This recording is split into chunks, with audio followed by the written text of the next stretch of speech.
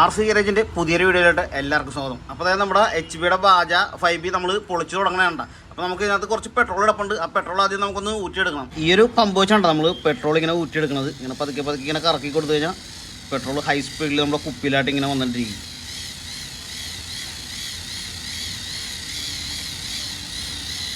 ടാങ്കിൻ്റെ ഉള്ളിൽ ഒരു തുള്ളി പെട്രോളിലാണ് നമ്മൾ ആ പമ്പ് വെച്ച് വലിച്ച് കംപ്ലീറ്റ് തീർത്തെടുത്തിട്ടുണ്ട് കേട്ടോ. ഇഞ്ചത്തിൽ നിന്ന് നമ്മൾ ആദ്യം കാർബറേറ്റർ അഴിച്ചു മാറ്റിയിട്ടുണ്ട്. അപ്പോൾ നമ്മൾ ഇനി ഈ ഒരു മോഡൽ കാർബറേറ്റർ ഇനി ഈ ഒരു RCക്ക് വെക്കുന്നില്ല. ഇനി ഈ ഒരു ചോക്ക് ഇല്ലാത്ത മോഡലാണ്. ഇതാണ് അതിൻ്റെ ചോക്ക് വരുന്നത് കാർബറേറ്ററിൽ. അപ്പോൾ ഈ ചോക്ക് ഇല്ലാത്ത മോഡൽ കാർബറേറ്ററാണ് നമ്മൾ ഇതിന് സെറ്റ് ചെയ്യാൻ വേണ്ടി പോകുന്നത്. നമ്മളടുത്ത് ഇതിൻ്റെ ഫ്യൂവൽ ടാങ്ക് അഴിച്ചെടുക്കാൻ വേണ്ടി 3 ക്ലിപ്പിലാണ് ഇതിൻ്റെ ഫ്യൂവൽ ടാങ്ക് സെറ്റ് ചെയ്തേക്കണത് കേട്ടോ.